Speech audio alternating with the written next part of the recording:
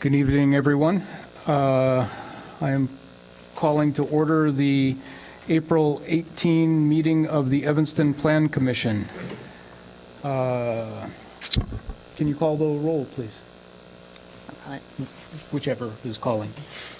Commissioner Belisle, Commissioner Brown, Commissioner Dubin, Commissioner Goddard, Commissioner Halleck, Commissioner Isaac, Here. Commissioner Pagotzi,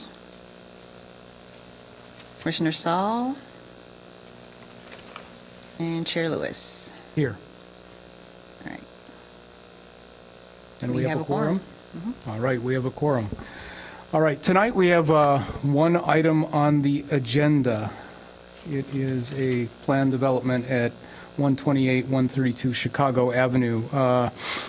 Before we go into presenting the case, just give you a general outline of how we're going to do this. The first thing is the petitioner will present staff will present the case, and then the petitioner will present their case, and then we will open the floor up to questions from the public, and those are limited to questions from the public. Statements would be taken later.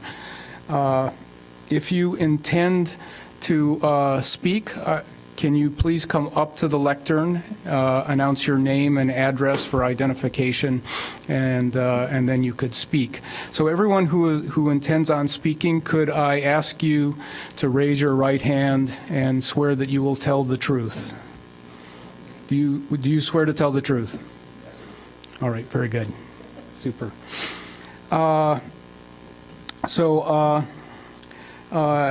After that, we will proceed to public. After the petitioner will have a chance to respond to questions after that, and then we will go into public statement. After the statements have been taken, we will close the public testimony and go into the Plan Commission deliberations. So, who is going to present the case? All right. All right. Good evening, commissioners. I will give a quick overview of the project from a planning staff perspective, and then let the applicant actually go into a little bit more detail. The project tonight at 128 through 132 Chicago Avenue is actually located on the border of Chicago and Evanston at the northwest corner of Howard Street and Chicago Avenue. The lot that is being looked at this evening is actually two different zoning districts, C1 Commercial and B3 Business. Tonight, the applicant is requesting approval of a map amendment from the C1 Commercial to the B3 Business District, approval of the plan development, which also includes site development allowances for the number of parking spaces, the parking lot setbacks, and the street side yard setback for a fence, and finally a special use for the open sills yard in the B3 district. A few quick project characteristics. The actual property size is 25,412 square feet. The proposed building size is 41,825 gross square feet. There will be 26 dwelling units, which consist of 12 one-bedroom and 14 two-bedroom units. There will be 30 total parking spaces, where there are 37 required. This breaks down to 0.77 parking spaces per dwelling unit, or 0.5 parking spaces per bedroom. And the proposed height is 5 stories or 72 feet, and the FAR floor area ratio is 1.45, and the max is actually 3. This is a site plan of the site. It's real quick. The north end of the property is actually on the left side of the screen. So the north side of the property will consist of the parking lot. The middle section will actually be the open sales lot, where there will be basically a garden area. And then the building itself is right at the corner of Chicago Avenue and Howard Street. There will be an entrance to the parking lot right off of Chicago, as well as 9 additional parking spaces on street. The loading area will actually be on street as well, approximately 80 feet from the intersection. And this is the east elevation of the proposed building, so along Chicago Avenue. This shows the entrance to both the residential portion and as well as the retail spaces. And you can see what the materials would be as well as kind of a general idea of what the layout will be from the street level. This is the west elevation, which will be adjacent to the Metro train tracks. Again, this shows some of the materials, the proposed height, and some access from Howard Street to the rear of the property. Real quick to go over the actual site development allowances. The first one, as I stated before, is for the number of parking spaces. For this particular development, 37 parking spaces are required, but they are proposing 30, which would be 20 parking spaces for the residential portion, and then 10 for the retail portion on the ground level. They're also requesting site development allowances for the parking lot setback. The requirement is 5 feet from the north and west property lines, where the proposed development will have 0 feet from the north and west property lines. And then finally, the fence setback on the street side or Chicago Avenue is 2 feet, where they are proposing to be at the property line. This actually shows the additional setbacks, which they actually do meet. They actually provide more of a setback on the west side of the property. They're providing 2.5 feet. And then the rear setback for the building is actually 236.9 feet, where only 10 feet is required.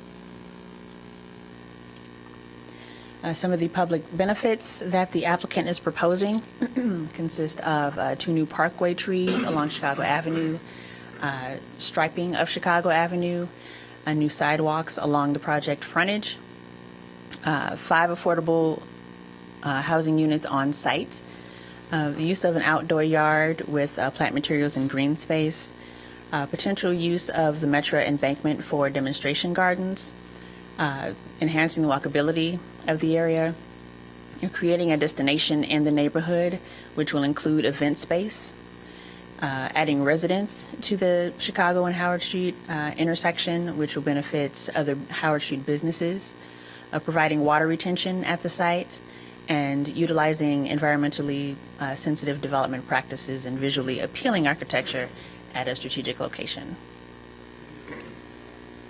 Based on what staff has reviewed, we are recommending that the Plan Commission make a positive recommendation for the approval of the map amendment, special use plan development, and special use for the sales yard, subject to the following conditions. That the 6-foot-tall metal fence that's surrounding the garden area be 2 feet from the street side or Chicago Avenue property line and provide landscaping within that area. That detail for that metal fence be provided, that landscaping details be provided on the landscape plan, that improvements be installed to the streets, including the grinding of the existing pavement markings, restriping, and asphalt patching at the new water and sewer service locations, replacing of all sidewalks adjacent to the site, providing for a parking pay box along Chicago Avenue, providing a countdown pedestrian timer at all 4 corners of the Chicago Avenue, Clark Street, Howard Street intersection, continuing to work with Metro concerning embankment improvements, installing a real-time transit arrival board in the building that is also readable to pedestrians from the exterior of the building, incorporating color accents on all facades of the building, incorporating bird-friendly measures, which would include a non-reflective glass windows, doors and balconies, minimizing external lighting from 12 a.m. until the dawn during spring and fall migration, and avoiding guy wires and roof lighting that may pose a bird hazard. It must also substantially conform to the plans as they are presented, including the conditions that I've already stated. Once if the project is approved, they must also submit a construction management plan prior to the issuance of a building permit. And then finally, any change to the development must be approved as an amendment to the plan development. We have a number of special use standards for the plan development that must be satisfied. These include Section 6345, which are the standards for amendments, Section 63510, which are standards for special uses, Section 6369, which includes standards for plan developments, Section 6919, which includes the standards and guidelines for plan developments within the B3 district. I can go through all of these. They're fairly lengthy, or we can just have the applicant come and provide a little bit more detail, and we can revisit this closer to deliberation. I think that's a good idea. So why don't we, All right. are you concluded? I am concluded. Okay, so if you would like to present your petition. Thank you. Good evening, Chair Lewis and members of the Planning Commission. For the record, my name is Katie Jenke Dale from the law firm of DLA Piper. I represent the applicant in this matter. With me tonight are David Brown from the applicant, LaManda Joy from from City Grange, the future operator, Michael Wilkinson from Level Architects, as well as Javier from KLOA. So I'll make a very brief introduction. We've worked very closely with staff. I really appreciate Megan's great presentation. We've been working with them on this project for a number of months, made a number of changes in response to comments they made, both during the staff review process and during DAPR. So we really appreciate all their hard work. There are a couple conditions in their recommendation for approval that we are still in disagreement about, that we just wanted to raise to your attention. Then I'll turn it over to the team to make a more detailed presentation.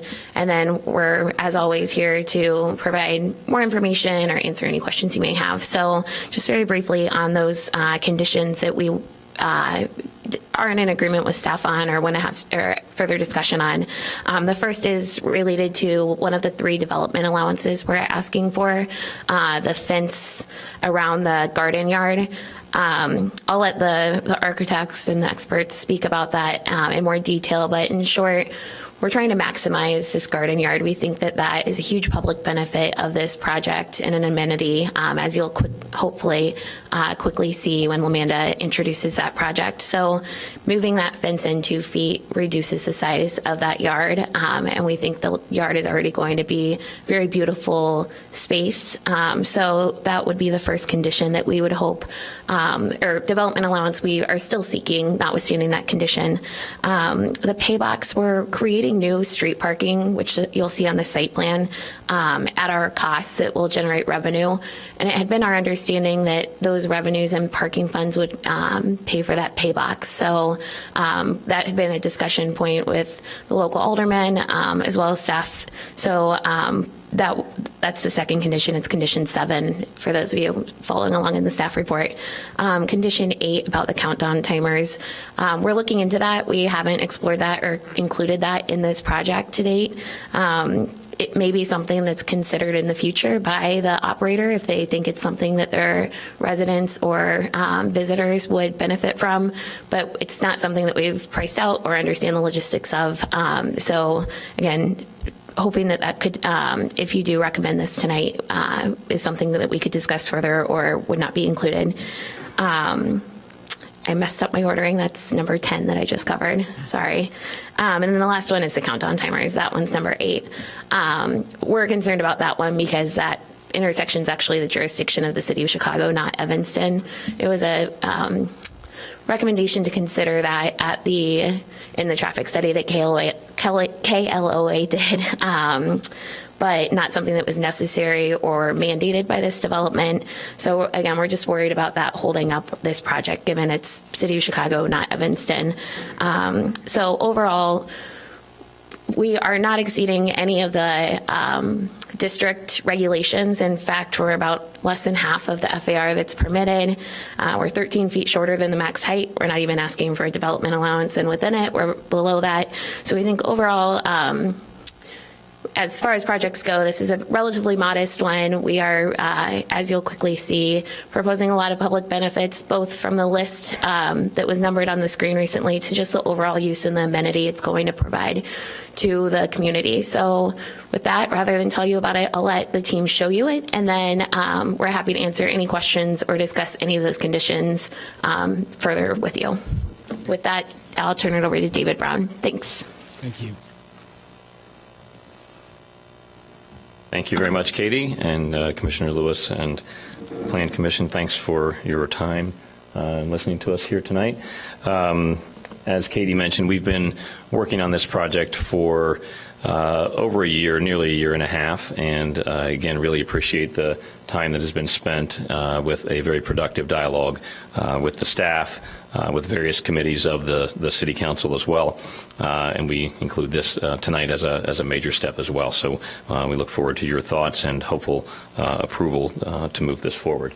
I know that you're all very familiar with the property, but just to show a little bit of the context here, this is a long, underutilized and blighted site within the city of Evanston, and frankly surrounded by a lot of really exciting things going on for both the growth of residents as well as businesses in what we feel is a strategic location, well served by transit, screaming out for something special to be done here. And we are thrilled to be at this point in the process where I think that we have pulled together something that is quite special and will be a great benefit to the city of Evanston going forward. Just to remind people of what was at the site and the very long storied past and history of again, long underutilized and blighted site with lots of negative things going on at the property. When we looked at it, we had to question it ourselves.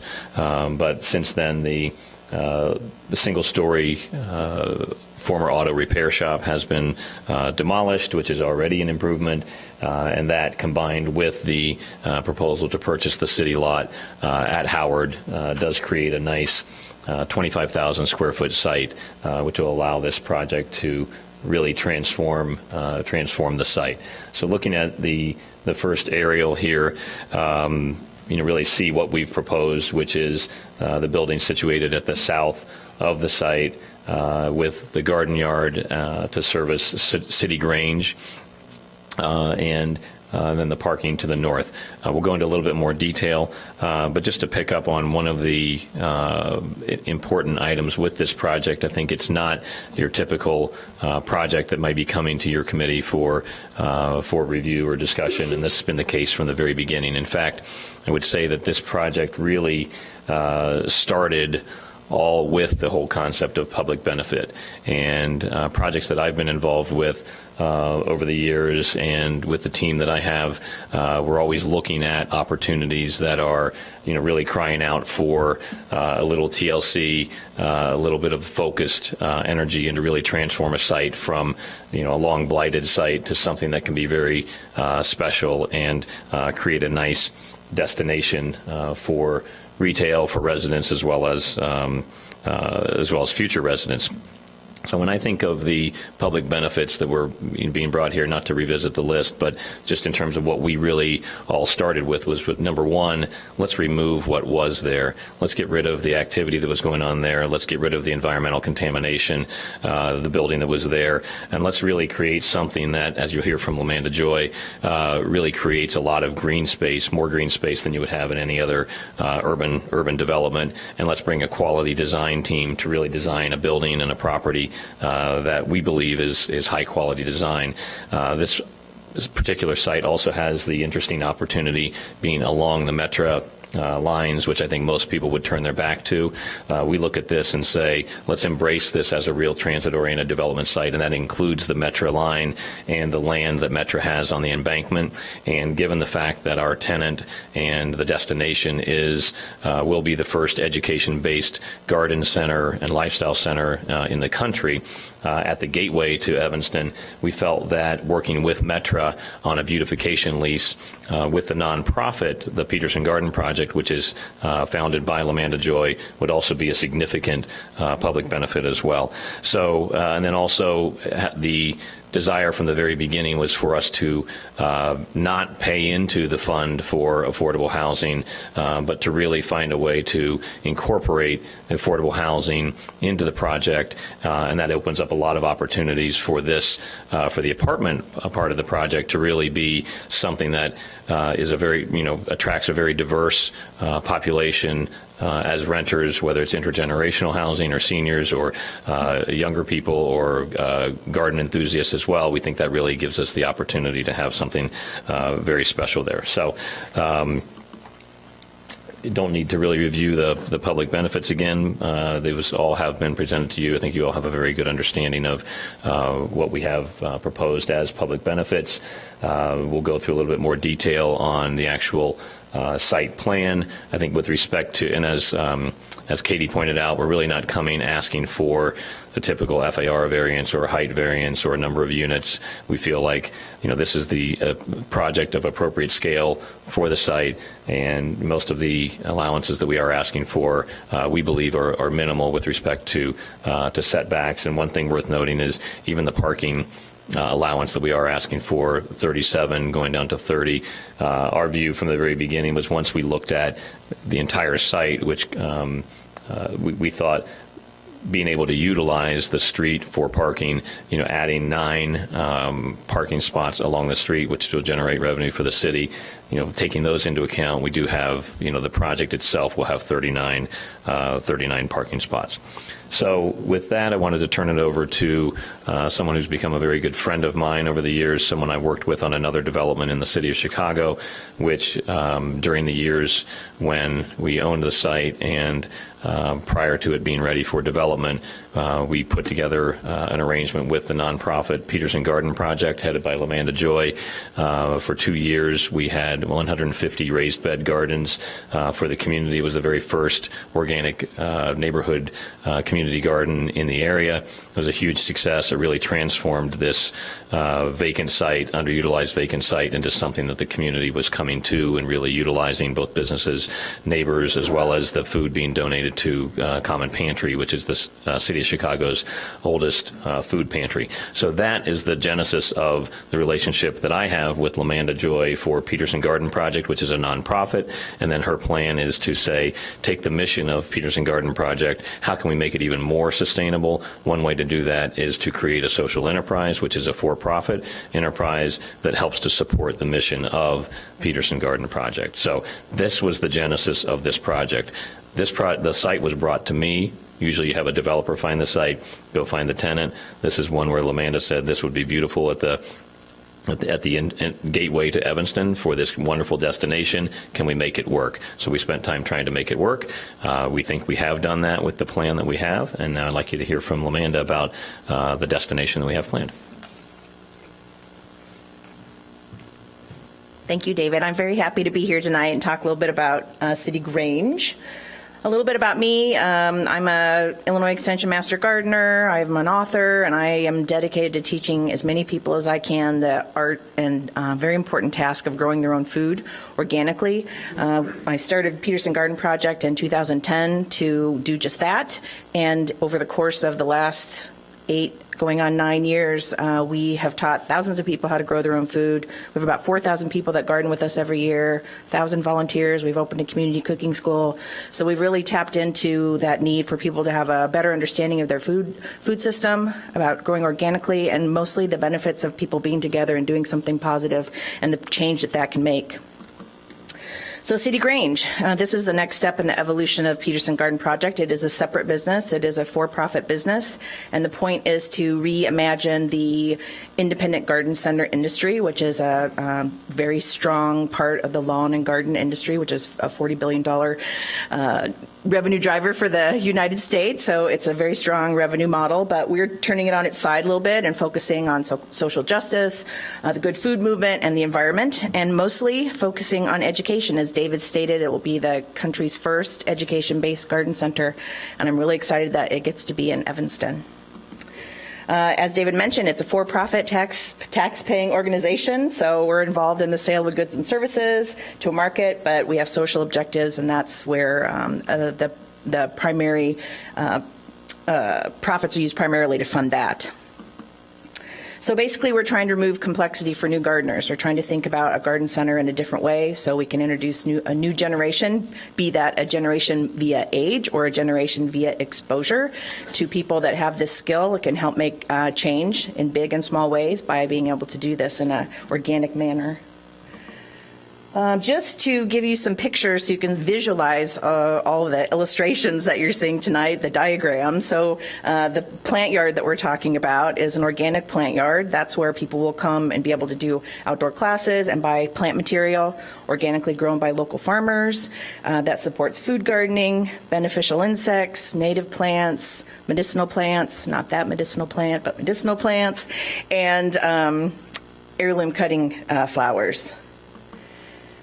The demo teaching garden is what David was referring to. We've talked with Metra about getting that long strip of land and turning that into the most fabulous demo garden you've ever seen. So that will be where we're illustrating how people can grow all the things that they'd be purchasing with us or other things, food gardens, native gardens. And, the point is someone comes and buys a plant. They see that plant growing. Most garden centers, if there's a problem with a plant, they yank it because everything's supposed to be perfect.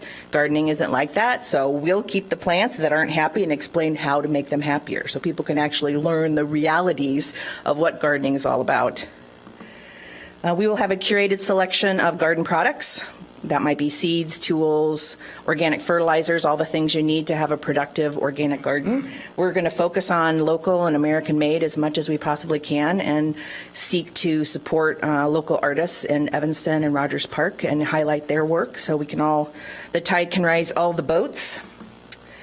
We're going to have a locally grown, American-grown flower component. We'll be working with an organization called Girl Forward, which works with high school age refugee girls, and we're developing a skills training program around this floral piece. We've been calling it United We Blossom, where the girls can learn floral skills and then take them elsewhere, or we can hire them and help raise the tide for that population. There will be a cafe that will serve organic, locally sourced, healthy food. There will be a marketplace in that cafe, so all these people that are coming back and forth from the train can stop and get something healthy. They can stay and eat with us. The menu will be seasonal, so if something should be ripe in someone's garden, we'll be representing that in the cafe, so it's a further learning experience. And because the world runs on coffee, we will also have a coffee window so people can run by and get that in the morning and make their way to the train.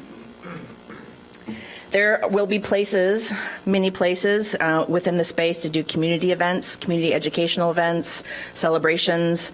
With Peterson Garden Project, we do a symposium on how community gardens fight hunger. We do different projects like that where we would like to have a bigger place to do that. We would also like to partner with organizations like Seed Savers Exchange and the Illinois Fruit Tree Association so we can do those types of classes, tree grafting, stuff like that, skills that are sort of not as available for people to learn and do that in a bigger way. And of course, celebrate the community together in many different ways in a beautiful environment. There will be a rooftop space where we will demonstrate rooftop gardening and how that is a little bit different than gardening on the ground. And we will also have an apiary up there where we can teach classes about bees. So if people are interested in that for their home, they have a place to go. So basically you're seeing that whatever questions they might have about organic gardening, about home gardening, about vegetable gardening, about all these things, we want to provide the resource for that so that they succeed long term. I mentioned before that this is a social enterprise, so that means that the way we staff, the way we spend our money, the way we do our programming is a little bit different than maybe a typical independent garden center. So we want to work with small local farmers to be part of our supply chain and grow as much locally and organically as we possibly can. We want to provide industry training. I mentioned the United We Blossom program that we want to do with Girl Forward. We also want to work with organizations like the Talking Farm or Just Harvest and Rogers Park that have kids that are learning those skills so they can come and get jobs with us, summer jobs or maybe permanent jobs, so they can take that education to the next level and help the horticultural industry as a whole. supporting not-for-profits. Of course, this is all an elaborate plan to help put some fuel on the fire of what we've been doing with Peterson Garden Project, but I would also like to come up with a plan where quarterly or monthly we could highlight other organizations like Edible Evanston, the Talking Farm, as I mentioned, Chicago Community Gardening Association. So portions of the proceeds can go to help those organizations as well. We'll also provide meeting space and what other ways we can do to make those organizations flourish. They're all sort of compadres of mine in the work that I already do, so I'm excited to be able to share that with them. I mentioned the local craftspeople part, and the biggest piece that we really haven't outlined is we're anticipating 10 to 15 new jobs at this site, with more going as the business grows, including full-time and seasonal jobs. We will talk about this. I will go ahead and segue now and introduce the design genius, Michael, to come and talk about the site some more, and I'll be happy to answer questions when the time comes. So thank you for your time. Thank you, Lamanda. My name is Michael Wilkinson. I'm with Level Architecture Incorporated. I brought my design team with me here tonight. As you can imagine, we're very excited to be working on this project. It's not often that a developer comes to us with a program such as this, and we have worked with Dave on a few other projects, and he brings us challenging, interesting sites and interesting program combinations, and we love it. We love sites that aren't easily solved, that are underutilized, that are once envisioned to be completed will dramatically change a sort of urban corner or intersection or a neighborhood. And so we couldn't be happier to be working with Dave and Lamanda on this project. I've passed this site for years, not really knowing much about it, but in my I live in the city. I come to Evanston. I've always been curious about this site, and so we're just happy enough to be able to be working on it. The challenges, as you know, the biggest issue. Well, let me back up. The thing that's interesting about both David and Lamanda's program is the idea of energizing this site with people. The use of the garden center, the sort of bringing apartment dwellers to this site, and the idea that there's a vibrancy involved with all of these various uses is something that really excites us. So our task is to house the program in a beautiful architectural solution. Because of Lamanda's desire to connect inside and outside interior sales functions with the exterior garden yard and the flow that's required for that use, we face some challenges with adjacencies and trying to make the parking work and trying to make the pedestrian aspect of the site work. And so we think we've come up with a solution that works for everyone. The parking for the apartment owners is to the furthest point north of the site, as well as for some of the garden center shoppers. So the parking lot, then the plant yard adjacent to the parking, and then the building. We all felt it was very important to locate the building on the corner to create this urban edge, to create some presence to Howard and Chicago. So we feel that the planning and the urban proposal for the project makes a lot of sense and is an appropriate gesture given the limitations. And the limitations are basically for the site that there's no back door, there's no alley access, so we can't really accommodate the back door functions in a very easy manner. The ground floor, as you can see, is that's about 5,000 square feet of retail space, the blue color. We carved out a central portion within that will allow for the residential entry and bike storage and some of the service functions, the trash room to be located in that area. And Lamanda and her team will, so far, the planning for the southern portion of the retail space will include a cafe. The northern portion will include more of her sales retail center. You can see we're incorporating rolling garage doors, so on a nice day, those doors will be pulled up and there'll be a kind of flow from inside to outside into the plant yard to the north. We've got a walk-up coffee window that will be located here, and we've recessed the entrance on both the north and the south retail corners to create a little bit of a covered entrance articulated area of the building. The unit layout and the above space to the north on the second floor will be also a space that the City Grange will use for events and classrooms and training, which will be accessed from the central circulation system and the elevator, which is located right in that location. The unit mix, as we saw earlier, we've got 14 two-bedroom units throughout the building, 12 one-bedroom units.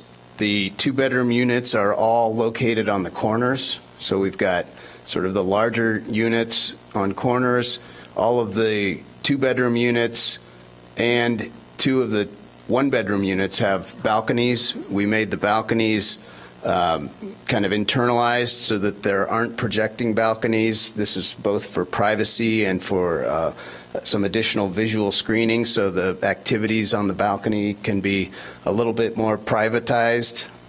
And as Lamanda mentioned, we've got a green roof and a deck on the roof that will be accessible via the elevator. So both the building tenants and the retail clientele will have access to the roof garden that Lamanda will no doubt landscape terrifically. Some of the architectural gestures that we felt were important to make.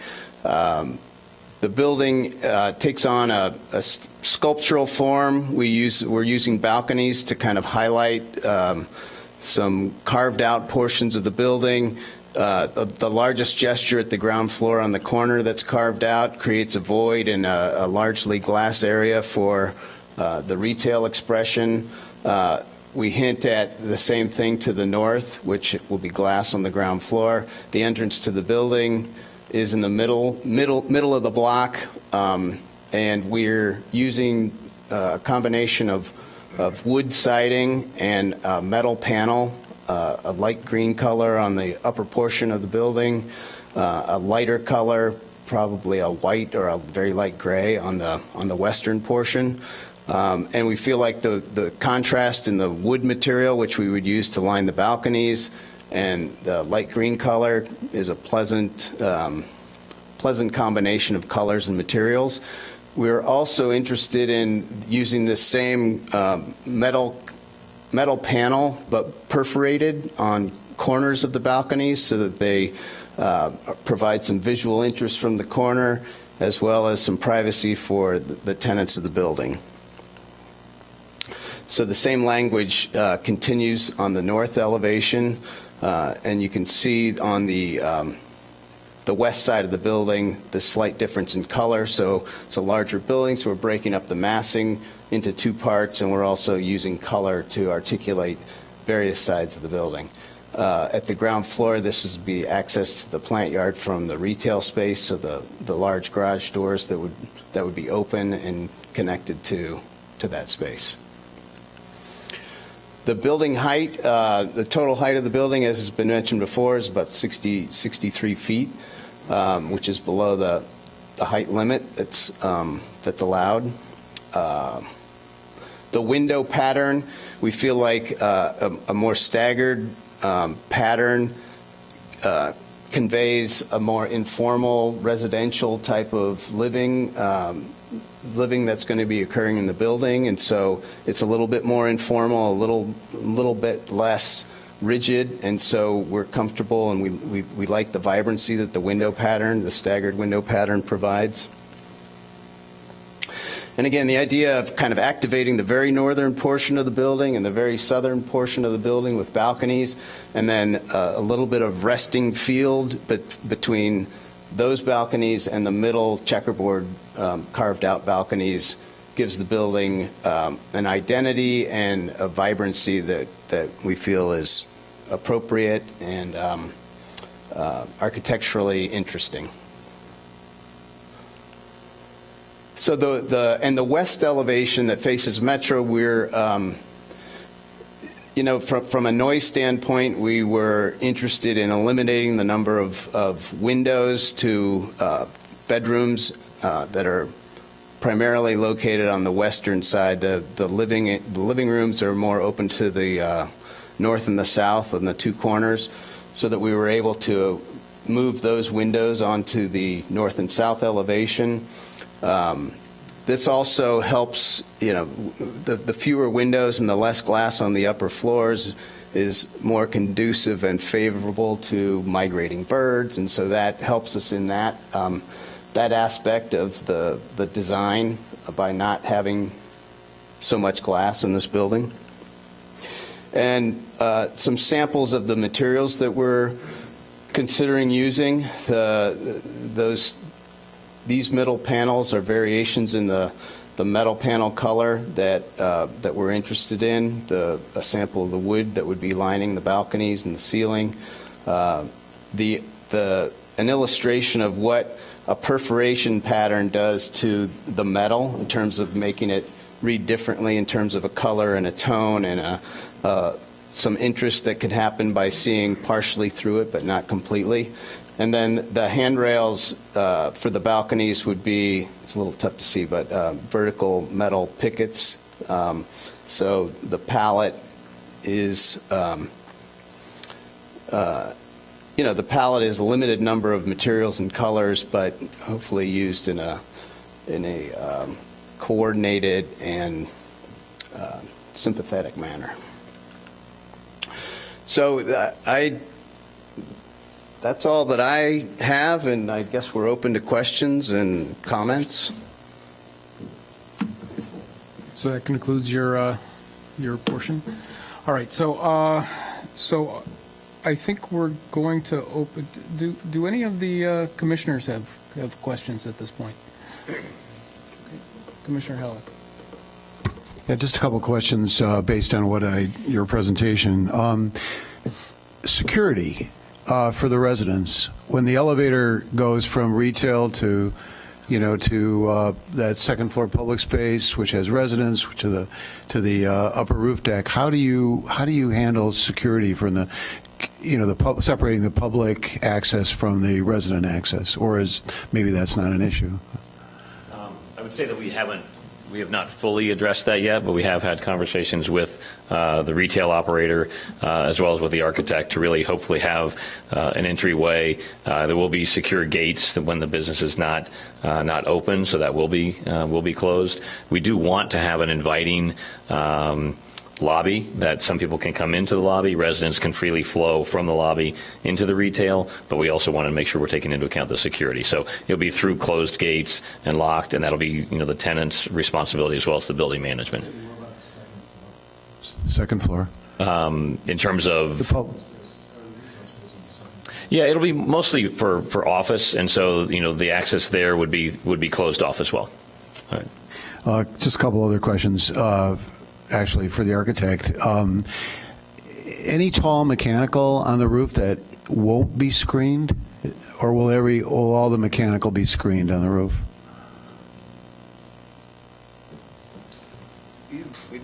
We've located most of the mechanical along the western side of the building, up adjacent to the parapet along the Metro side, and because of the access to the roof, we've got the two penthouses that pop up that are going to help screen some of the mechanical from the rooftop users, But we've got the parapet on the west side that's going to predominantly screen the mechanical.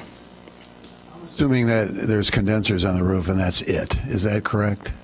Or there's nothing large? There's Oh, no. Cooling towers or anything? No. Got it. A large number of small condensers.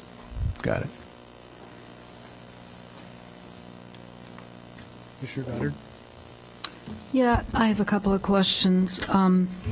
What's going to happen to the city parking lot that's on that corner? And if it's gone, is that going to be a problem for anyone? So the building is situated on the site that is the current city parking lot. And the plan is to, we will be doing a full environmental remediation of that site. It was a former gas station. And then so your question is about and then the additional parking that will be added to the street will be the nine spaces to the. So are you along the- eliminating the city parking lot? Correct, yes. So is that going to be a problem for the city? Are those spaces used very much? Yeah, I don't know the latest in terms of the number of spots that are being utilized, but every time that we're there, it's probably about, 1/3 Right. utilized by cars. And so, we feel that won't be a major problem. So staff agrees with that? Commissioner Goddard, the city council has entered into an agreement, a sale agreement for that land, the city-owned property there. Okay. So thanks. that would go away as part of the land sale. And also, you mentioned it was a contaminated site. Have there been any soil borings? It's going to be... Yes, we've done, so the site to the north, which you see from this image, has already been fully environmentally remediated. So that was the site initially went through. There were some underground tanks that have been removed. When we started looking at purchasing the lot from the city, we also did environmental testing there, phase 1 as well as borings in phase 2. And the assumption is that there are 3 or 4 underground storage tanks on the site, and our plan is as soon as we close on the acquisition of the site, we would undertake environmental remediation there. So cement them up or remove them? Yep. Okay. And then my last question is, has Metro given you any response to those demo gardens that you were talking about? Yes, they have. They've been very cooperative, both working with the city and with Metra. There's an existing relationship between the governmental relations director at Metra and staff at the city, which has been very helpful. I personally have worked with the Metra team as well on other projects, and so when we made the request to them and told them what our plan was, they were very responsive, came out to the site, met with us, brought their engineering team, also engineering and transportation staff from the city of Evanston. So we surveyed the site, looked at the entire embankment, and feel like we have a pretty good plan in place. The good news is that there actually is an existing beautification lease between Metra and the city of Evanston that goes along the entire stretch. So we think that will help facilitate our use of that as well. And actually would be used by the nonprofit Peterson Garden Project. Commissioner Isaac? I have questions for staff and potentially corporate counsel. The parking looks like the determination by staff was that 37 parking spaces were needed and 30 are being provided, and I'm presuming that this is a TOD district and those numbers were used. My calculations come out to 22 would be required for the residential. It looks like, based on what, just working the numbers, looks like staff had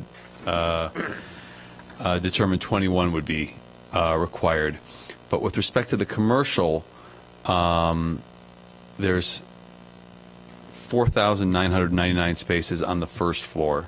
I'm sorry, square feet on the first floor. That'd be a lot of spaces.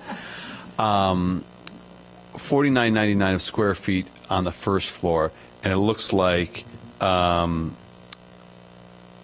city used 16 parking spaces would be required for that, and I presume that's because of the restaurant use being contemplated.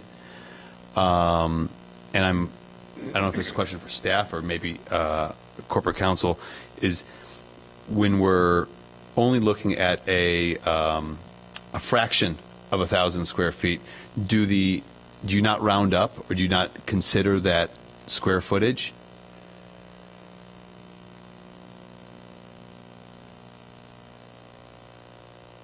Who would like to try to answer that? We can double check into that and probably get back to you in a couple minutes on that, Commissioner Isaac. Okay, and then the other point is that I don't believe the second floor office was contemplated when determining what the requirements would be. It seems to me that the calculations were done by rounding down for the residential on each of 1-bedroom and 2-bedroom units, and then basically calculating for 4,000 square feet on a restaurant use to get you to 16 for the 37 required. I think the requirements are more, but I'd like just an explanation on how that was calculated. Sure, and then we'll take a look at that while we're going through this. There is a credit for, I believe, the first 2,000 square feet of commercial space, so that's incorporated, and we'll take a look at the others. Commissioner Halleck. The question is on the staff recommendations, number 11, which you didn't address. It says incorporate color accents on all facades, not just on the west facade. Is this what we saw? Is this a response to that, or is that a future response or no response? Let me start with that. We had our meeting with Dapper, and there was a slightly different design and color scheme presented at Dapper, and that was something that they specifically said, could you add more green? And we took that into consideration, and what you see now Is does what you're respond to that. presenting. Okay, Yes. got it. Okay. All right, any other questions? I have one, which is, since everyone else has asked them, is good. I'm interested in, were you the impetus for requesting the on-street parking? And is there, my understanding is that would occupy one of the 2 southbound lanes of existing Chicago Avenue. Has there been any traffic study to Yes. to talk about the impact of that? Good question. Is yes, that the issue of parking is always an issue with any development, as we know. So that's something that we really spent a lot of time on in terms of how much parking we could put on the site. It is a transit-oriented development site, so we do feel like that's not as much of a requirement as you would have in another site. We do have KLOA, who we did retain to do full traffic study, as well as looking at the layout of the parking on the street, its impact on the bike lanes, as well as we also met with staff and then did make some changes to that based on staff recommendations for turning lanes and for better flow of the traffic. Okay, so staff has the city comfortable with the Department of Traffic Planning or whomever has jurisdiction comfortable with this plan to have parking on street? Yes, Mr. Chairman. Public Works staff, our traffic engineers, have reviewed the plans and consulted closely with the traffic consultant, KLOA, for the developer, and worked out adequate tapers for the reduction of that lane there, and also incorporated and considered the tapering of the bike lane and that switching over from a bike lane to a shared lane. Okay, thank you. All right. I'm going to open it up right now to the public for questions. So, I'm sorry, I know we're opening it to the public for questions. Do you have questions? Comments, okay. So is anyone wanting to ask questions of the developer? Please come up and state your name. My name is Libby Hill, and I'm representing Bird Friendly Evanston, and I live at 2715 Woodland in Evanston. And so I looked at the DAPR recommendations. So this is questions for you. I was very happy to hear that you're reducing the number of glass. That's the amount of glass. That's not a typical thing. And so it's very nice to hear that you're helping the birds get to and from their breeding grounds. It's unclear to me in one of the recommendations, so we sent a letter to Plan Commission about our concerns, and we're hoping that you got that letter too. So we, in the DAPR recommendations, there was nothing having to do with landscaping and landscaping being reflected in the glass. So how are you looking at that? Because there are lots of, it's hard for me to tell exactly where the trees would be reflected in the glass, and any place that they're reflected in the glass is going to be unfortunate for birds. So, and I also couldn't tell whether you had any glass railings. There appeared to be in one of the pictures that there were glass railings, and I don't know whether that was just a fence or I couldn't tell. So anyway, they're concerned about any reflections that might be a result of the landscaping. And I think that the project sounds very exciting. I think I'd like to just go one by one now. So, Great. Thank you very much. We did receive the letter. It was reviewed in the DAPR meeting, and I would say that even before the DAPR meeting, one of the things that we started with, because of how this project really started, was to say we want to make a positive impact on the urban environment. We want it to be a green-friendly development. Obviously, with City Grange and the Garden Center as the destination, this really is something that we feel is unique. From the very beginning, we knew we were going to hire a lead consultant as well to help us with the complying with other environmental considerations. The migratory bird patterns. We talked about the bees on the roof. We talked about the green roof. All of these things, I would say, we're not just reacting to it. These were things that we took into consideration from the very beginning of the project. And so that's where, the team from Level, again, from the very beginning said, we don't want just a sheer curtain wall design. We felt that was important here, not just for that reason, but it's also a matter of architectural design as well. But we thought it was also accomplishing your organization's objectives as well. Since the DAPR meeting, we probably took it a little bit further and did respond to some of their considerations as well, reduced some of the glass even further. And I would say that the real challenge for us is, on one hand, someone might say, can you add more green space to a project? That's clearly something that people have asked for before. Now we have a ton of green space, a ton of live plants, a ton of trees, a beautiful garden. And then there is another negative consequence to that, is that because it's such a beautiful green environment, it might attract birds. And so I think there is a little bit of a give and take, and we certainly understand your concerns there. We want this to be a beautiful destination. We want the garden center on the inside to be an inviting retail environment as well, that actually does show the live plant materials that are inside. If there are other measures that we can take that, given that can reduce the impact on the migratory birds, we're certainly happy to take that into consideration. But I think that from the beginning, it's something that we have tried to address.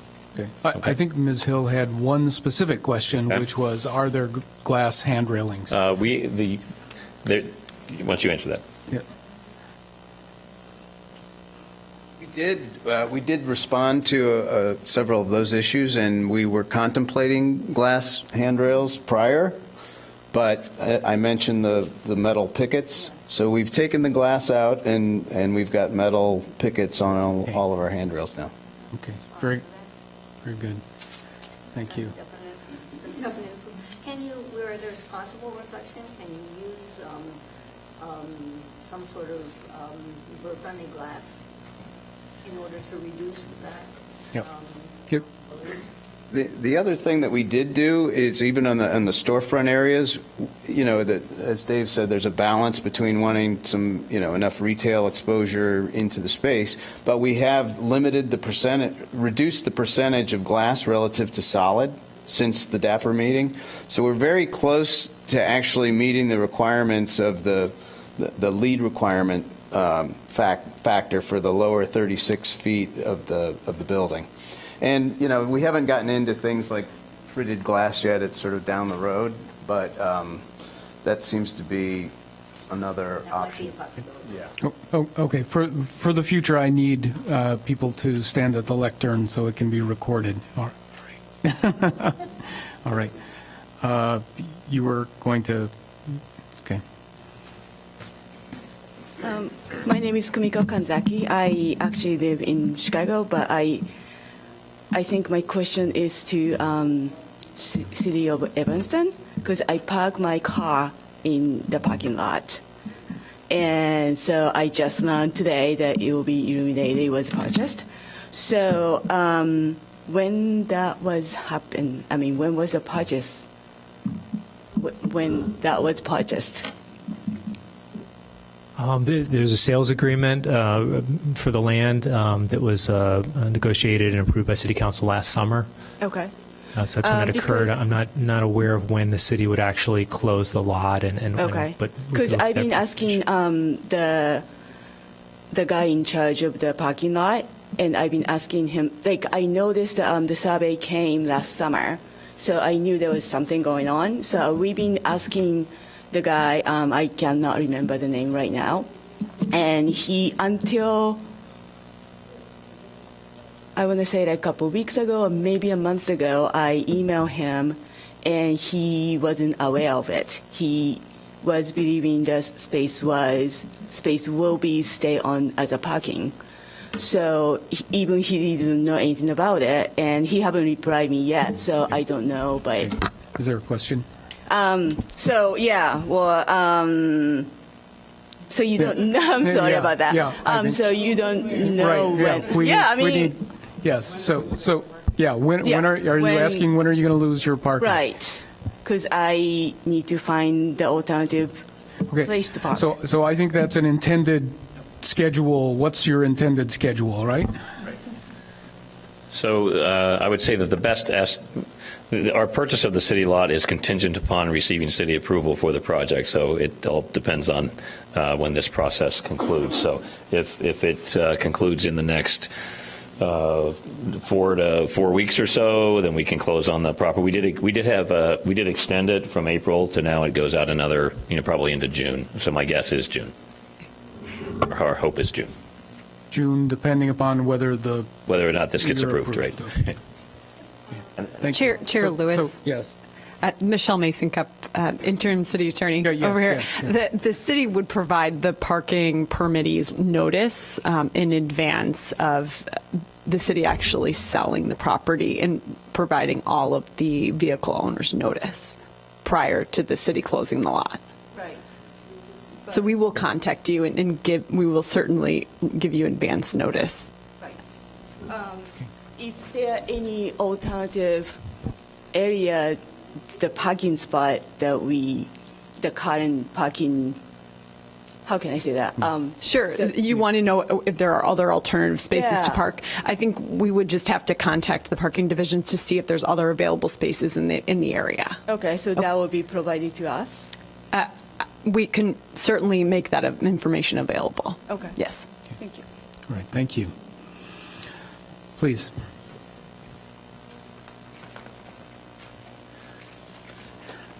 Good evening. I'm Sue Lulbach. I'm with Connections for the Homeless and joining forces for affordable housing. And just personally, I'm really excited about this. I wish it were open now in terms of the garden center. But I did have a question. Given your obvious desire to provide public benefit and be part of the neighborhood, but also given the poverty level in that immediate vicinity, I would like to know what options have you considered to lower the affordability of the affordable units beyond the 80% of AMI? And is it in any way possible to leverage some of the revenue generating aspects of this project to help cover some of the costs of providing more affordable units?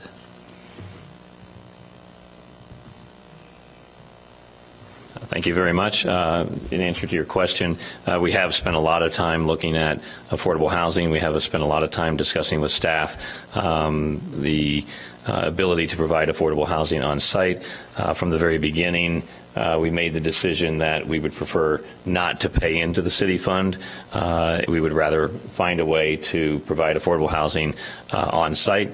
I think as Mike said, from a design point of view, but also I think Mike said, building projects like this, it's not easy. It's not easy to hit all of the objectives that you set forth. One of the objectives was to find a way to provide affordable housing on site.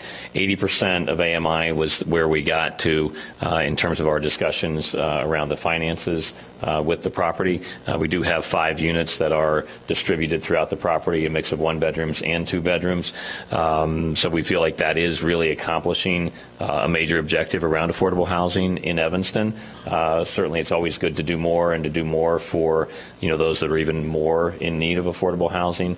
And I feel like we're doing what we can here. I would say that also in terms of impacting the population that you discussed in terms of those that are in need in the city, I would say that the use of City Grange and the social enterprise and the mission of City Grange to do hiring of at-risk youth, hiring of other at-risk population and veterans and homeless as well. I think we're trying to do check as many boxes as we can here and really provide something for the community that is for the entire community. Other questions from the public? All right, I have been chastised by staff that I have not given notice to the public that anyone that resides within 1,000 feet of the project can, by written notice, ask for a continuance of this project.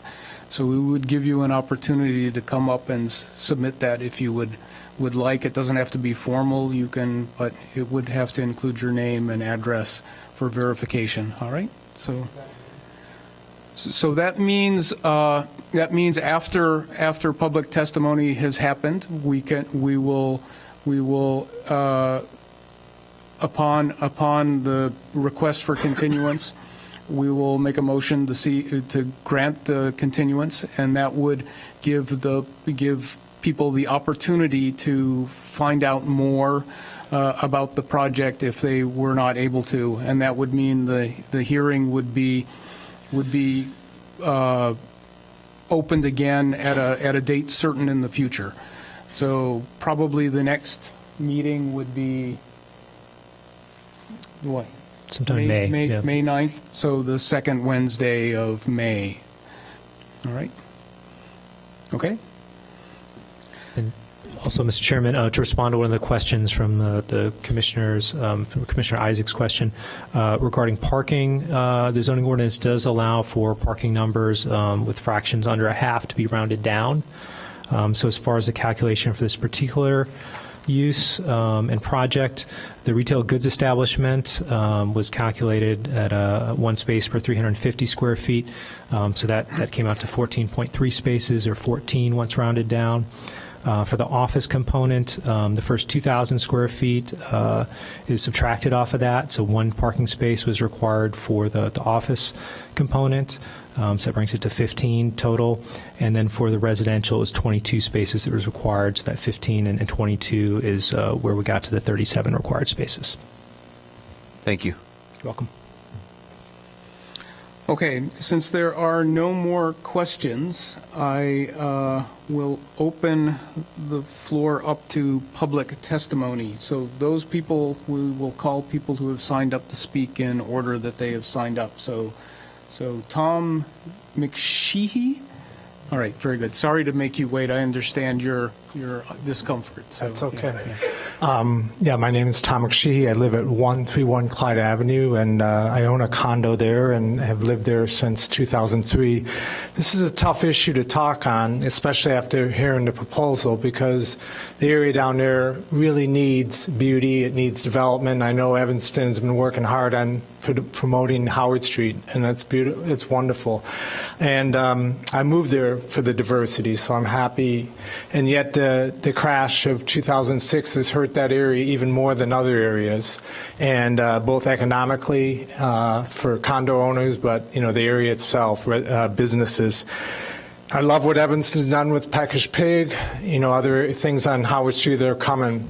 Parking is a huge issue, and that's one of my major concerns. And, again, I'm pulled here because listening to City Grange, that idea of the gardening, being someone who values the environment and gardening and beauty, that area needs all that. And yet there's a major parking issue that I think needs to be grappled with here. When I called at 450 to the parking, I asked her about the two lots nearby. Lot 53, which is going to be closed, has a waiting list of 14 people. So obviously it's wanted. The lot 51 at Clyde and Brummel, down the block, I was rushing myself, and I thought I wrote down the number, and I didn't have it, but I remember being startled by the number of people on the list. So it's somewhere between 35 and 50 or 60. It's a large number on a waiting list for that.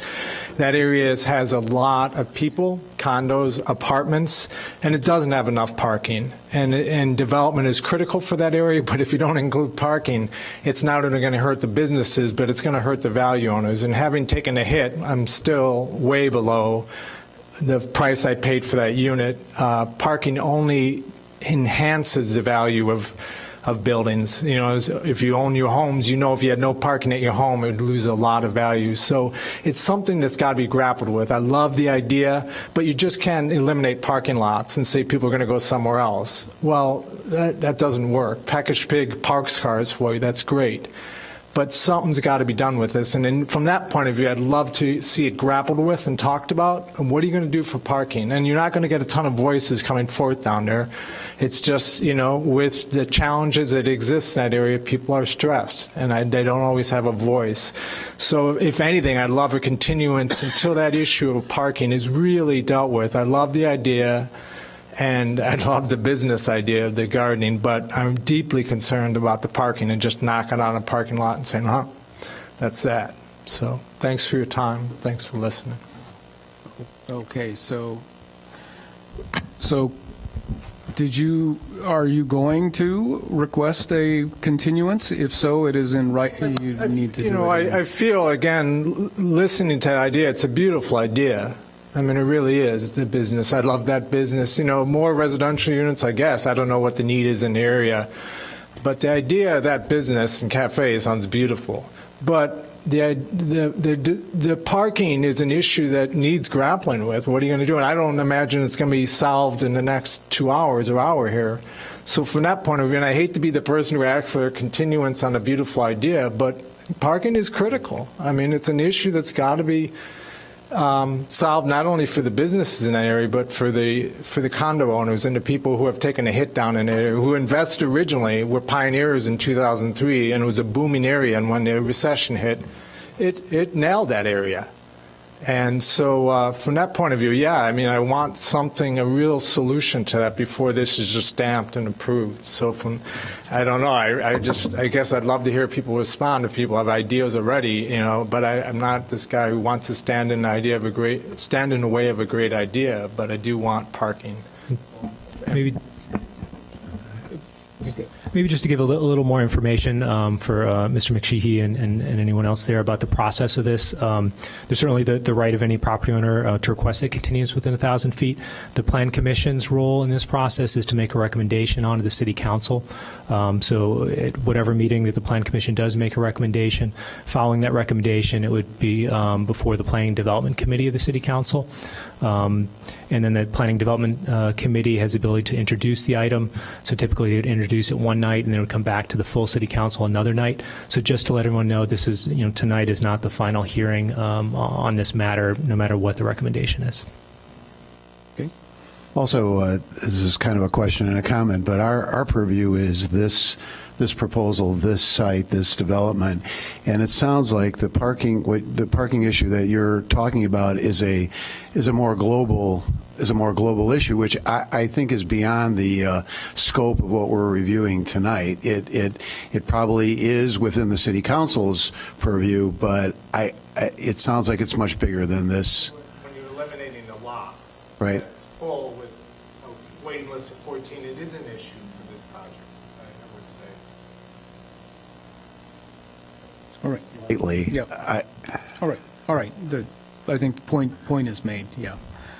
All right, Matt Rogers, please. Good evening, Mr. Chairman, members of the commission. My name is Matt Rogers. I live at 133 Clyde Avenue, which is just a stone's throw over the railroad tracks from the proposed project. I come to speak fully in favor of this project. I think something needs to be developed on this lot desperately.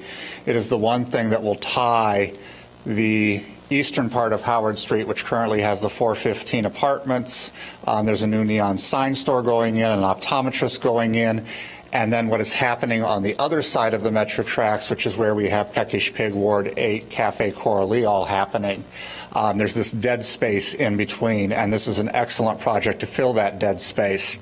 I would take a little bit of issue with what Mr. McSheehy said. I know, Tom, we live in the same building, actually. I think parking has been a problem. Parking has been addressed to some level.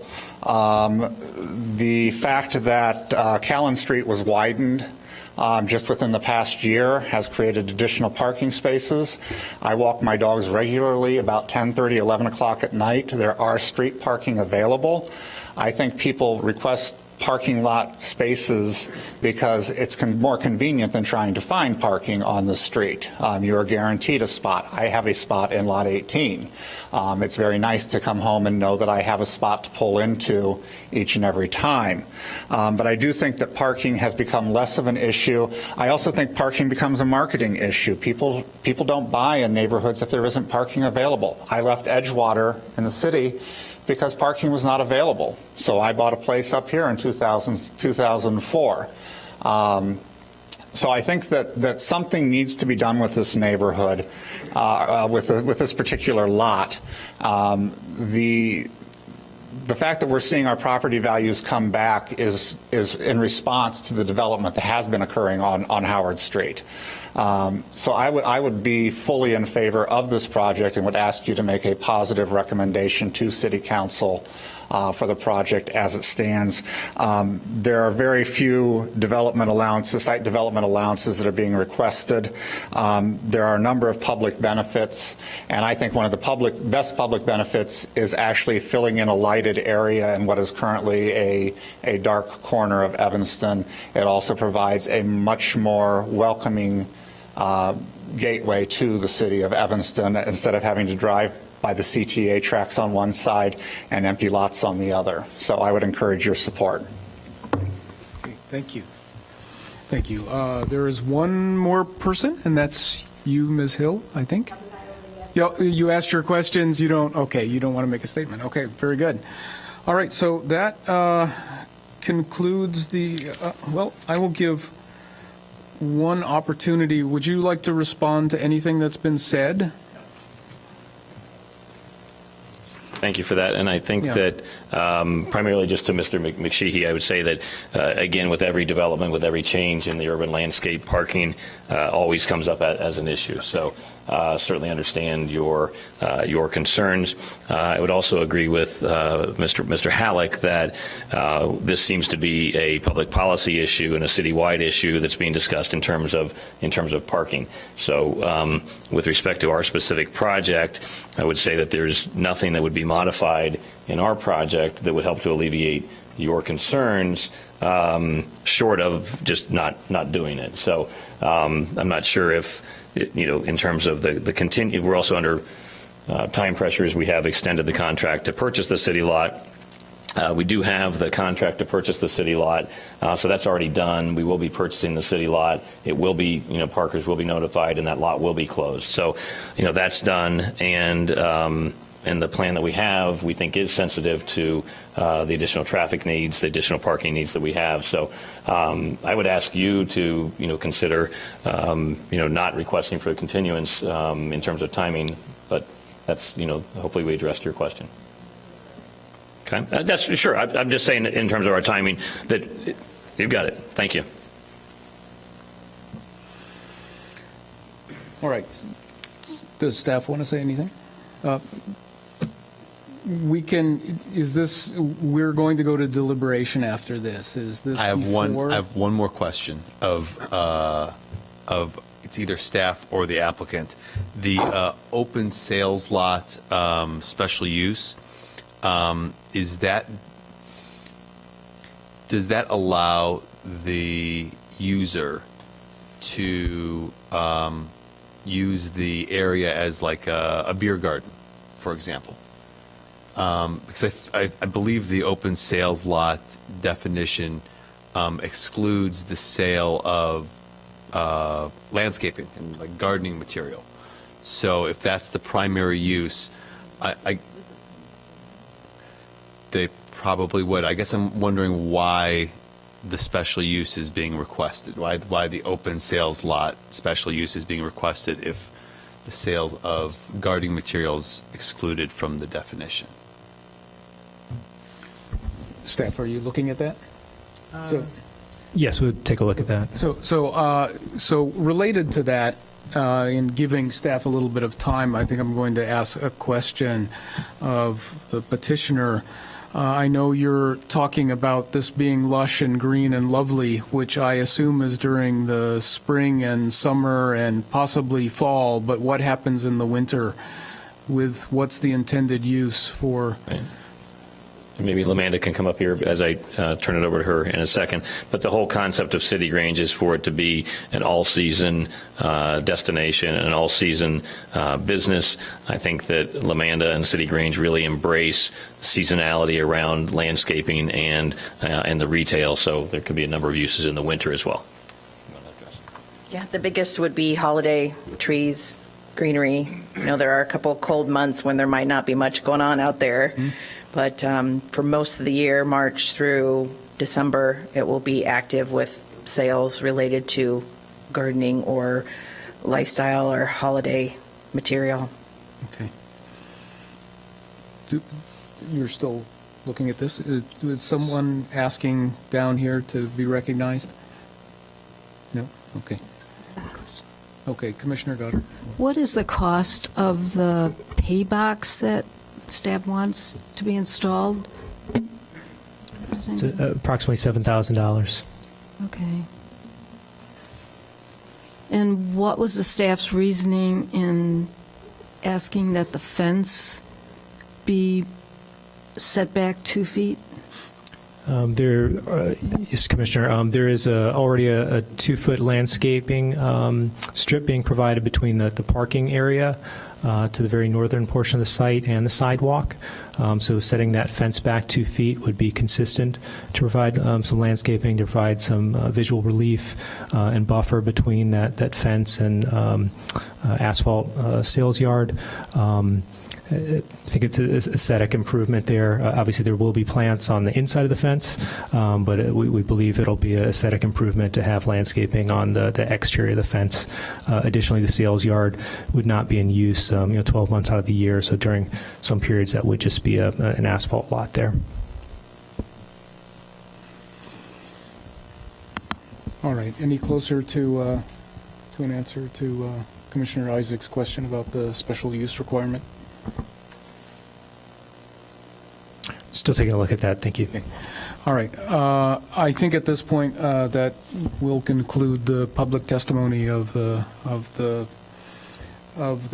meeting, and we're going to go to deliberation by the commission. Are there any? Do any of the commissioners want to make any statement or comment about this? I'm feeling that we should go to the conditions for approval, but would entertain comments first. Discussion of any kind. especially since Commissioner Goddard asked the price of the pay box. I don't like the idea, with all the other benefits we're being given, of asking the developer for the pay box or the countdown timers, especially since, and not just because it would involve delays coordinating with Chicago, but I think it's asking too much of the developer. Yes, I agree. This is a rather small development, and it seems like that's an onerous burden. Okay. Any, Yeah, this is just this is a compliment, actually. I think this is a really exciting project, and I think that Lamanda, you should be commended for this mission. I know a little bit about what you're doing because I've been involved in a project with Windy City Harvest down on the south side called Farm on Ogden, which is just about the growing and the education and that sort of thing. And combining this with housing, I think, is really fantastic. So kudos.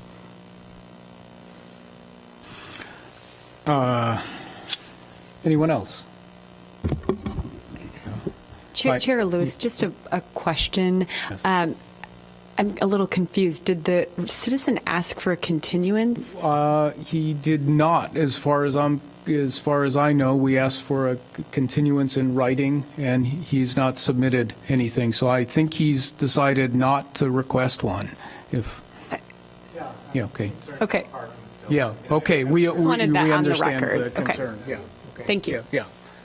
So, and then if it would be an appropriate time to address Commissioner Isaac's question, I think it was probably a conservative view of the open sales lot there, and the reason for the special use being included in noticing, so that the project may or may not need that special use permit, but including it is a conservative approach there, and so that if that's granted, there'd be no question about the ability to open sale materials, whether they're strictly plants and landscaping or gardening, or step a little bit outside of that, as some of the items that would be sold would be a little bit outside that category. So the special use permit does not open it to any other thing other than the gardening. I think you were asking about whether it could be used as a beer garden or any other kind of events, let alone alcohol, but an event space or. Correct. It would not include alcohol sales there. It would be subject to the testimony and the items on record as part of this submittal from the applicant.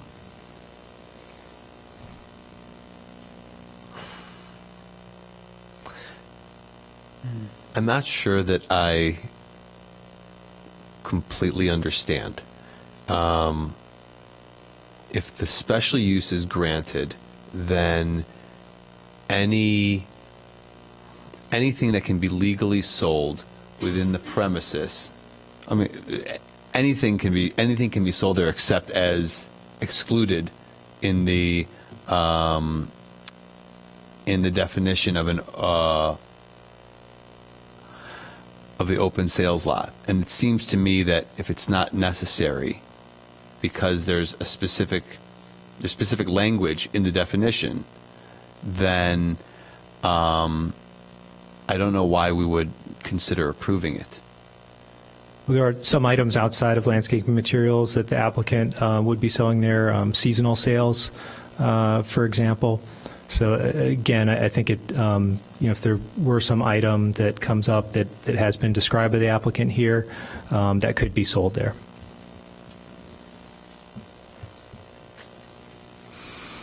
Okay. All right. Would now be a time that's appropriate to review the conditions of approval that you had posted?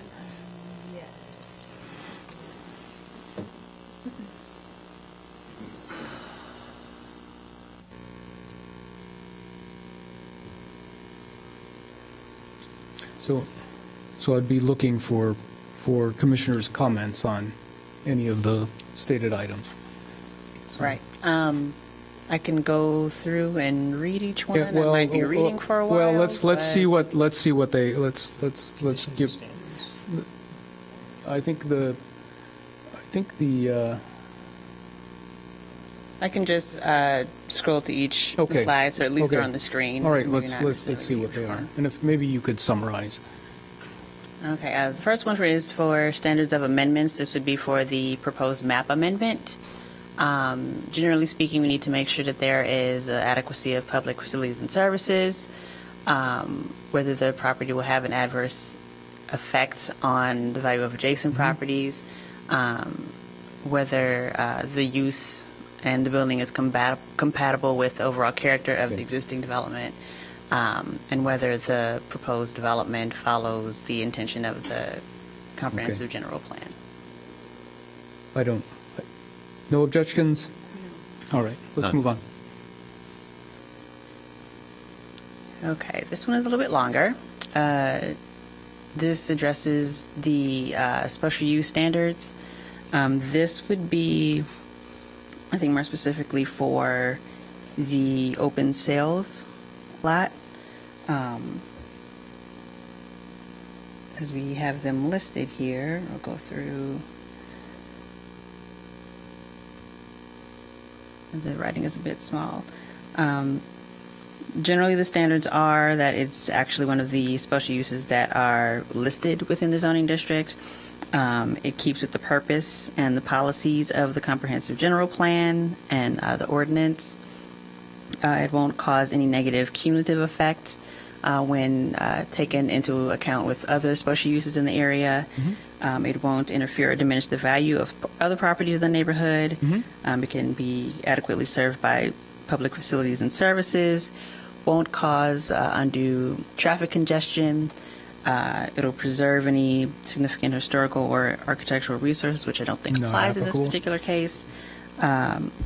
Also preserves natural and environmental features, which don't think applies in this case, as well as it'll comply with any of the other applicable regulations within the zoning district and applicable ordinances.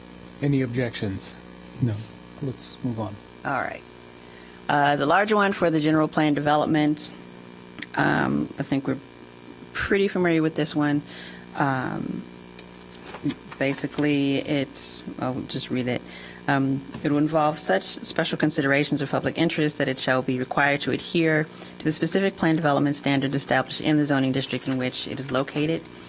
Compliance with the standards shall govern the recommendations of the Plan Commission applicable to a plan development and the action of the City Council in order to ensure that an approved plan development is in harmony with the general purposes and intent of the zoning ordinance.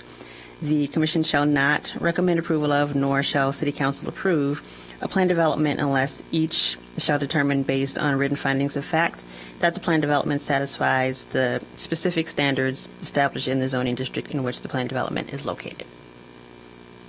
So that's the one for the plan development. Okay. The general guidelines for the B3 district, this is a tad bit more lengthy. Yeah, summarize it, summarize it. I mean, we Just- could yeah. read it. Yeah, We we could could read it, summarize yes, just summarize it, yeah. Well, it speaks to some of the general layout of the site, basically saying that the layout on circulation makes sense. Also, that the development itself, again, is compatible. Appropriate size, yeah. Right, appropriate Yes. size, fits the intention of the zoning district, Okay. and any other Okay. setbacks that are established. Okay. Any objections? All right. No. All right, so staff has recommended approval with 15 conditions. I'll scroll back up to those.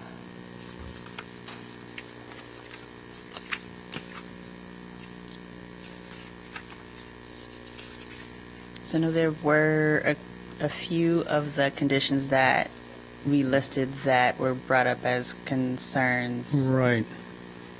So do any of the commissioners have a recommendation or a motion that may include or add to, deduct from, or recommend as proposed?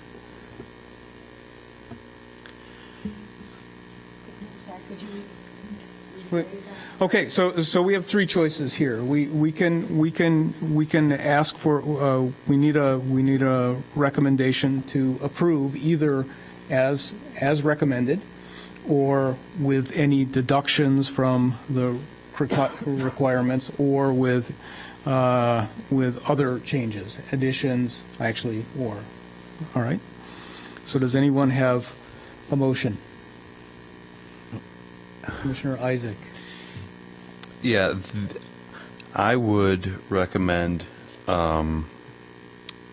two changes to the staff's recommendations. One is removal of the requirement for the countdown pedestrian timers on all four corners of Chicago Avenue and Clark Street. And that would be, I guess, deleting recommendation number 8 and adding a recommendation, I'll call it number 16, that the special use be limited to the principal use as a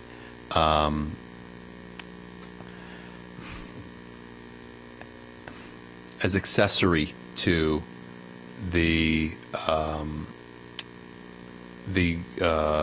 City Grange, I guess the gardening and landscape use, so that if any other form of business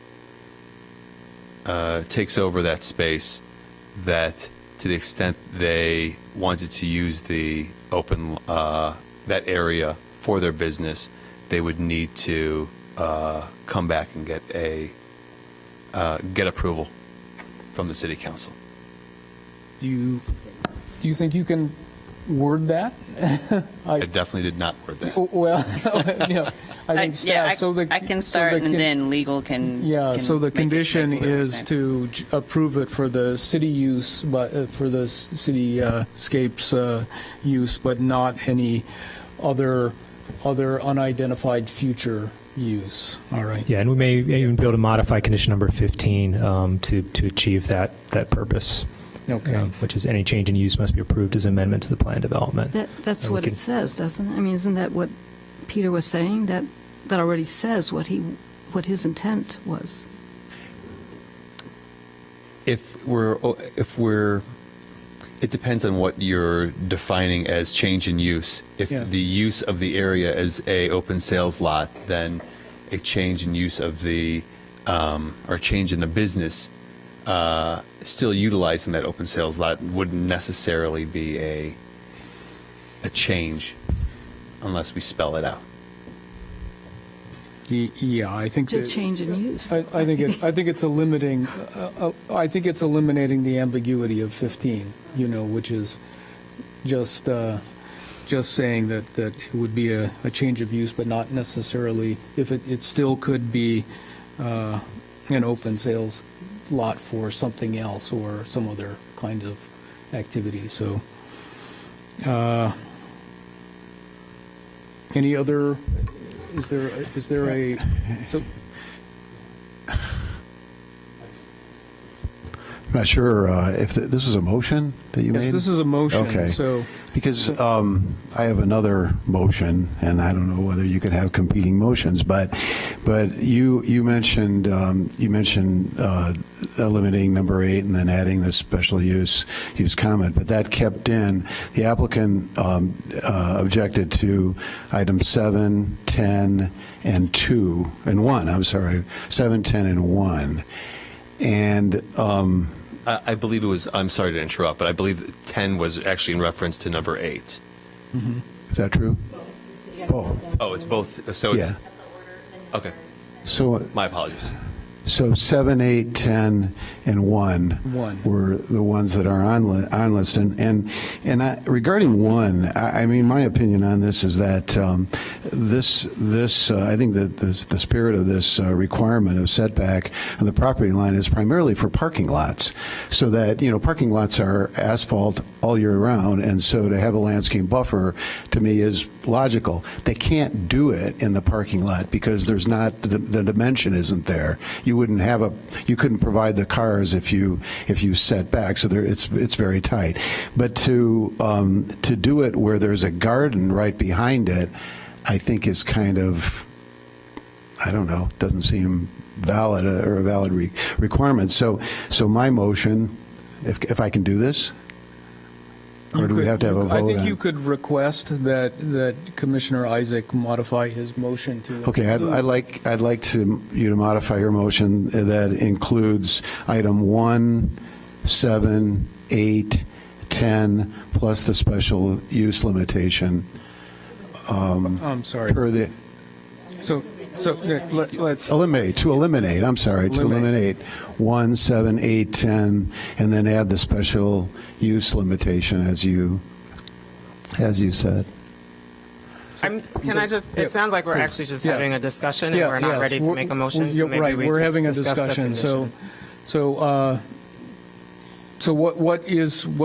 Let's take it one at a time. So number 1, which is the request to include the 2-foot setback, and as a clarification, the 2-foot planting strip is in front of the parking currently. It's just to provide it in front of the landscape area. I misread the site plan, sorry. So what are any discussion about other than Commissioner Halleck's comment that it seems redundant? I would agree that okay. it seems redundant. I'm wondering what the applicant would say if the fence could be up against the property line, but the 2 feet on the other side of the fence would still have to be landscaped. It would seem to me that it would then be enclosed, but you couldn't then just turn that into asphalt or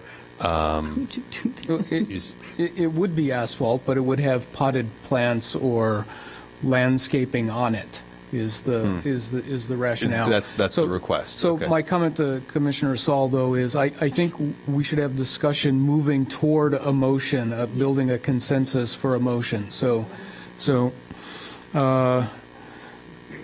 consensus on number 1 would be to exclude the requirement to.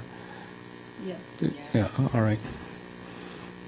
All right. Then the next one was number 7, which was providing for the parking pay box on Chicago Avenue.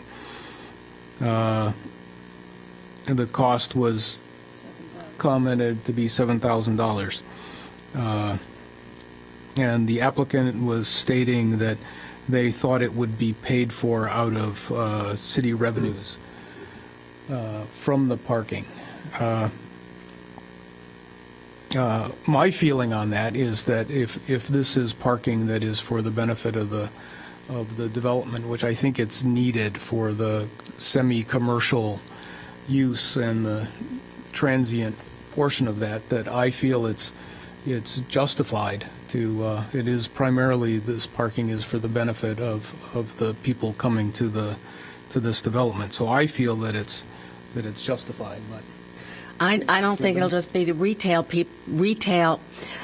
people coming to the retail business who will want to park there. I think you'll find commuters trying to get in there early in the morning. So it's not going to be entirely for this development that the box should be there. I think it's demanding too much of the developer, I think. I don't find the cost to be overly burdensome, especially, I would say, in light of our consideration of removing number 8 from the recommendations.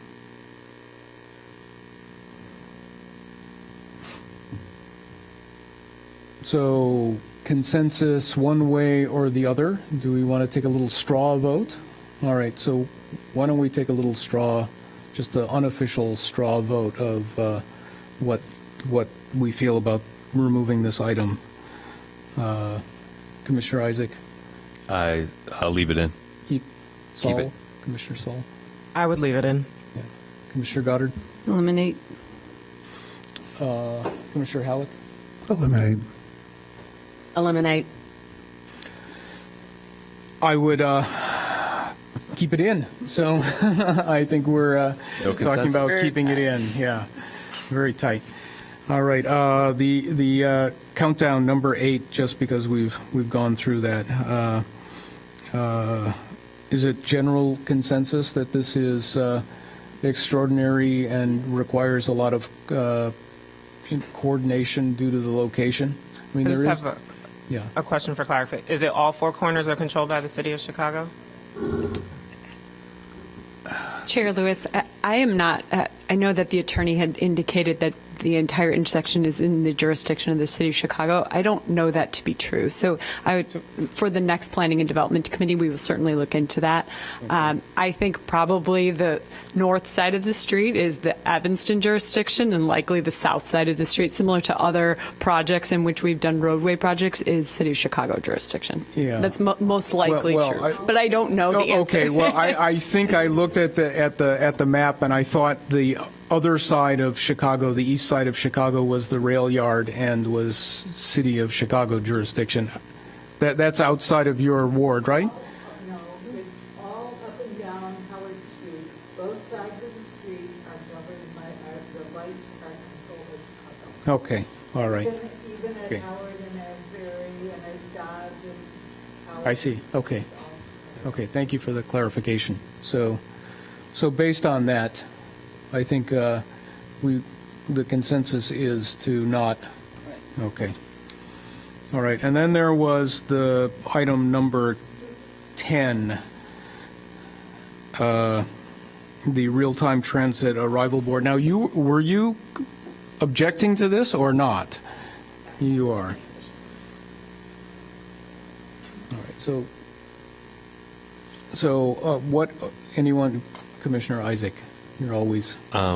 Yeah, I don't see how this. I don't know how beneficial this would be to the public at large or the residents of the building. It doesn't seem to me like there's a bus stop right outside the development. The CTA pretty much operates on, every 5 to 20 minutes. I don't know that this is really necessary. Can I ask staff for clarification of what the intent was for this? Was this to give transit readings for the trains that are a block and a half away or 2 blocks away, or for local buses? Both could be incorporated in the technology. It's been a typical benefit of transit-oriented developments. We feel, honestly, it'd probably be a benefit to the cafe as well if people are walking by and they know they've got 10 minutes to get to the yellow line versus 2 minutes. They may be more likely to stop and pick up a coffee from the shop there. Yeah, so that. As far as cost, it would require the purchase of a computer and a display screen and internet connection. Also, somebody to keep it up and running, correct? There's a live feed. There's blogs Yeah, that but you can. if there are issues with connectivity or whatever, I know there wouldn't be somebody on site, but Well, I think it's also, though, mentioned as a condition of if we're allowing certain benefits of being a TOD, then they should comply with some of the requirements that are, or precedents that are part of a TOD. I guess a question would be, is this something that staff is requesting be on Howard Street as opposed to on Chicago Avenue? Because I could see that it would be more beneficial on Howard, facing out towards Howard versus Chicago, where there's really not much traffic that's going to go walking traffic that's going to go past this development.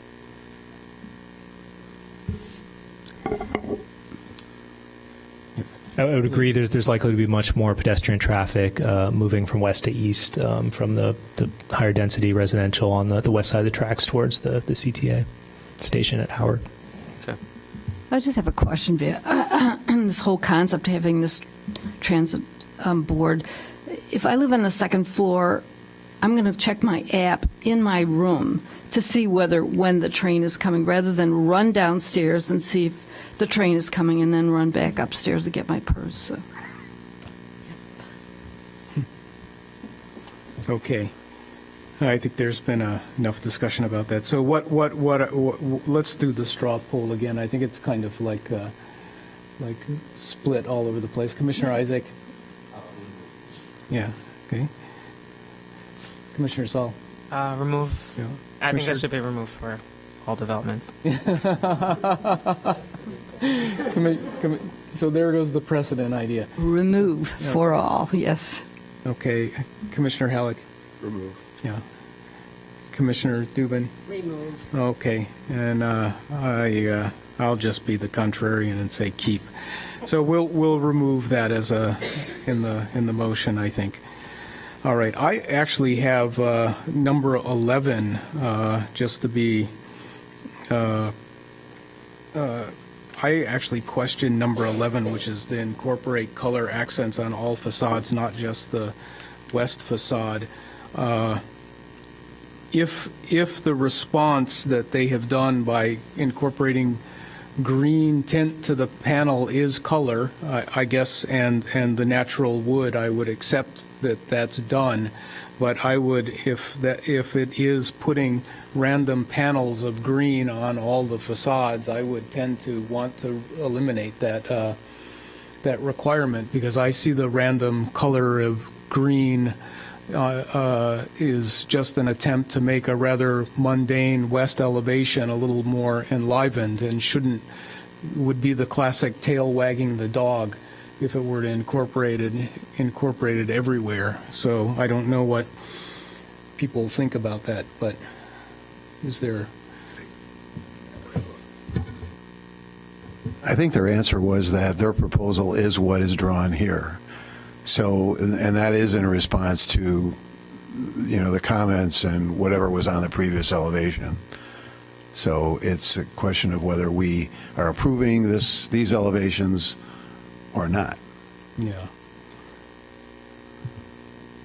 Okay. Well, the implication of having it as a to me within the body of these requirements, special requirements, implies that it has not been made. In my opinion, that it has not been delivered. Has it? Or well, staff can answer that. Is it or not? I believe as the architect explained that the elevations that were presented to Dapper had that green color on just one facade, on the west facade, and so that's where the suggestion came in to incorporate that color on more than just one facade. So that color is on all now. So okay, so they are complying then. I will rescind my statement. All right. So I think. Commissioner For Dubin? clarity, should we just strike it or say we remove 11? Or should we just... I would keep it just to kind of keep them honest. Yep. Things change during the process. Yep. So. Okay. I would agree. So based on that discussion, is there a motion? Sure, I'll move. I know someone can. I move just to use numbers. All right.